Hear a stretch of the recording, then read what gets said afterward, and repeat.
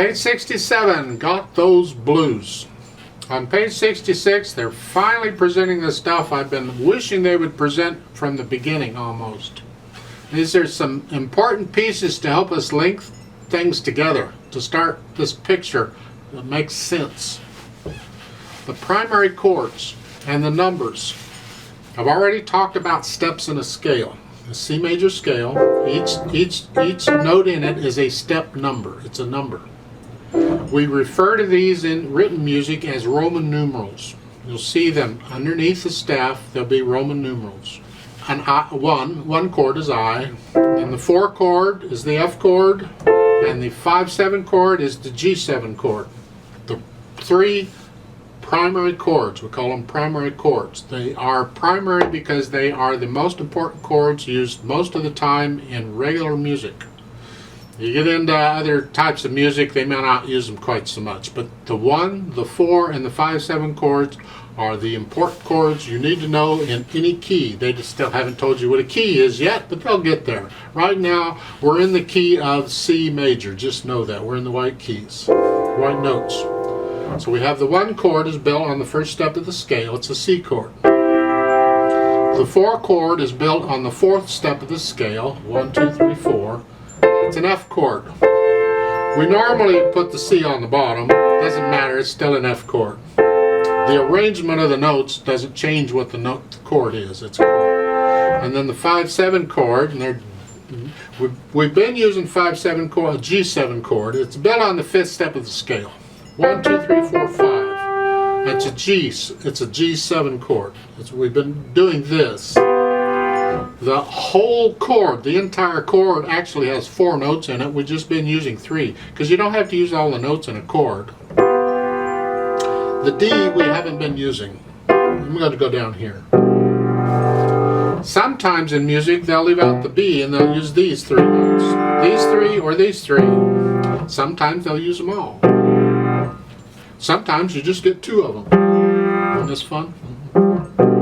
A G7 chord. What it is, it's a G chord here, with the 7th added. The 7th would be another note. Notice when I add a note, I'm going every other note. That is, and I'm in the key of C major here. So I'm sticking with the white keys. G7 chord right there. I just rearranged the chord. I want the B on the bottom, so I'm going to take the G and put it on top. I'm going to take the D out, and here we have our arrangement we've been using. A G7 chord. Now it's at the bottom, the line there on page 66.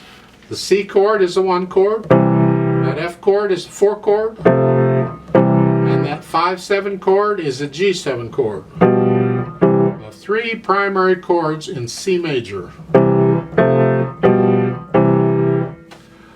Both hands. Very important. You got that sort of out of the way. We're going to throw a slight wrench into it. Blues. I don't really teach a blues scale. A blues scale is not like a regular major or minor scale. A blues scale is different. I don't go into blues scales much. Alfred has a blues book out, and I cover that in another set of videos, a blues and jazz thing, and I do cover those scales in that book. You'll have to go to that book if you want to know about them. I'm not real expert in blues or jazz, either one. I've been exposed to them, I've played them, I've had fun with them, but it's not like classical music where I really get to know classical music. So here, blues. They give you the pattern, the recipe, the chord progression, if you will, for a blues piece, a 12-bar blues piece. 12 bars, a bar being a measure, a 12 measure blues piece of 12 bars. Up there. You get 4 measures of the 1 chord. Let's just, in this, got those blues, just look at the left hand. You got a 1 chord, a C chord.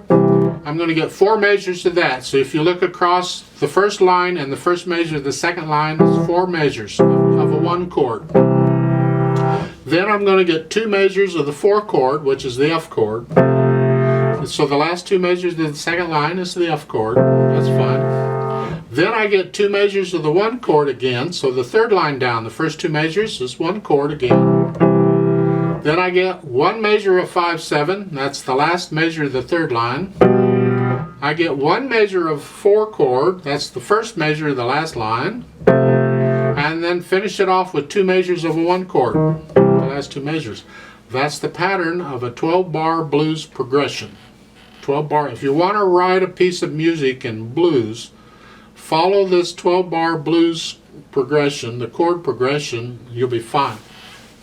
So that's what they're doing. C, 4 of the C, 2 of the F, 2 C, 1 G7, 1 F, and 1 C. It's just easier if you remember the chord numbers. 1, 4, 5, 7, the primary chords. Because then you can go to any key and you use those same primary chords for that key and you're okay. So, and that's what we're doing here. So, got those blues, the 4/4 time. You got staccatos, and I got problems with the way they're doing this. In the right hand, the first 2, and this is a wrist staccato here. I'm just going down and bouncing off the keys. And then I got these 8th notes. Those aren't staccato.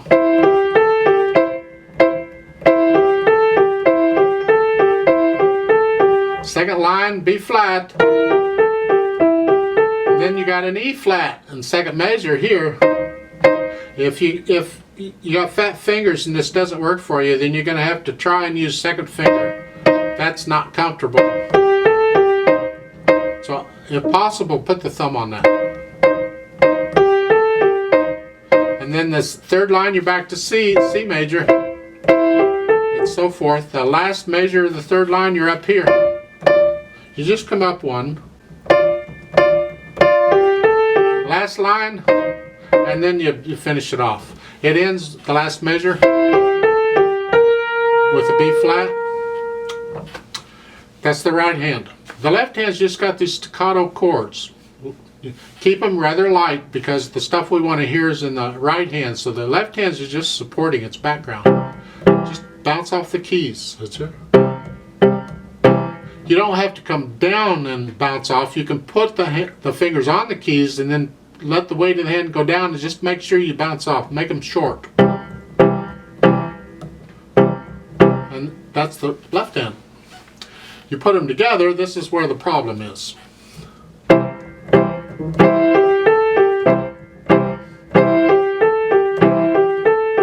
Because one hand is staccato, the other isn't. Good luck. Second line.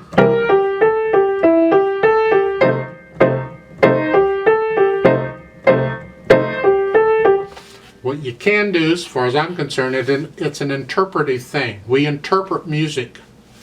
I can, if I need to, I'll play the 8th notes in the right hand staccato if I have a left hand chord staccato.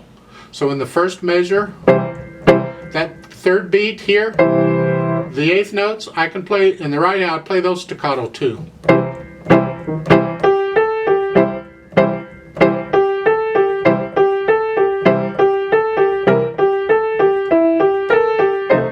Doesn't say to do that. It's an interpretive thing. You'll have to decide how you want to do it, or if you have a teacher, they'll tell you how you want to do it. I don't know that one is correct and one isn't correct. It's just technically the way it's written, it's not staccato in the right hand for the 8th notes. But if that's hard for you to do staccato in left hand and not the right, then do them both. I'll leave that up to you. Well, there is a note at the bottom, and it is standard for blues, jazz, or swing style music. We tend to play the music in the style of the genre that the music belongs to. And in blues, swing, and jazz, when you have 8th notes, you automatically swing the 8th notes. Automatic. And it's only 8th notes, it's no other notes. Swinging them means you long short. And it's a felt long short. It's not a rhythmic thing, it's a felt thing. So instead of counting 1 and 2 and 3 and, it's counting 1 and 2 and 3. And you feel this because the shorts are not always the same length. So it's not a dotted rhythm and it's not a triplet rhythm. It's sort of in between, feel it. So this would be this way.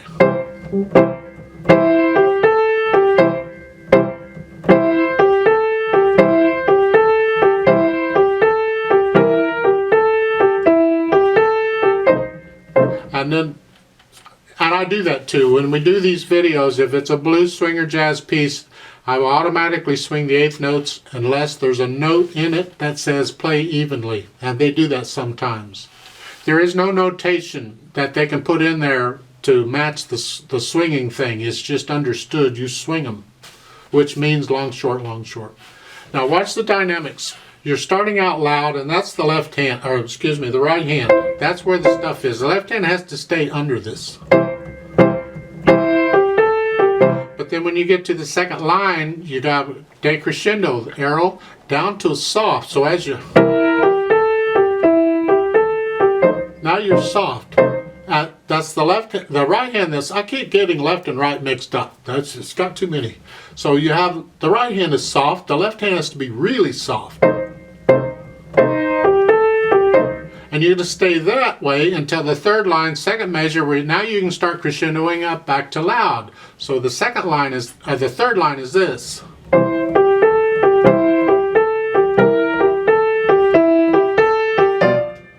And now you're loud again. And you're going to stay loud for the rest of the thing. So add the dynamics too, don't forget those. Phrasing wise, there's no phrasing marked in here. It's staccato, and then you got the eighth notes. And now one little tricky spot, they throw you a curve here, watch out. The left hand's been staccato throughout. Look at the last measure. Our staccato dots are missing. They're not there. So that last measure, when you slow this down, that's, now you're not staccato anymore in the left hand.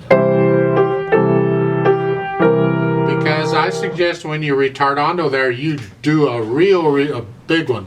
So the last line, or yeah, the last line would be that. So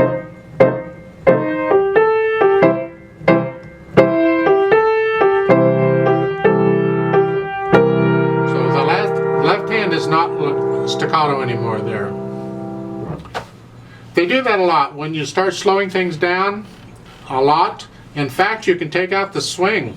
When you slow it down, you can start playing the eighth notes evenly too. But they do that a lot too. So the last couple measures might be this way.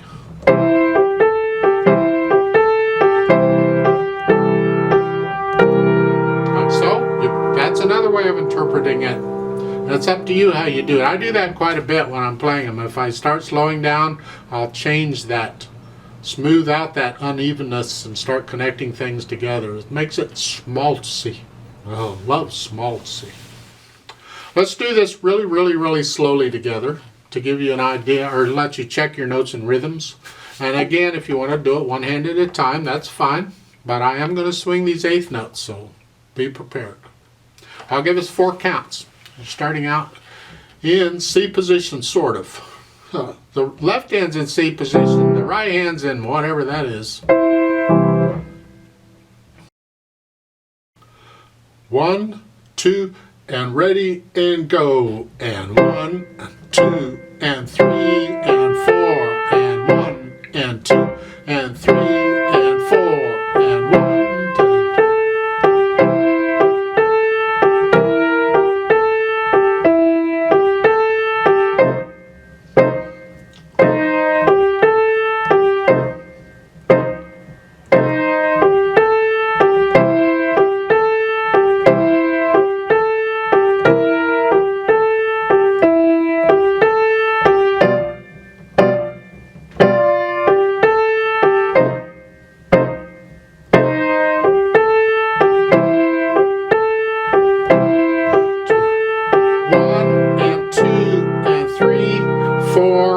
Hold 2,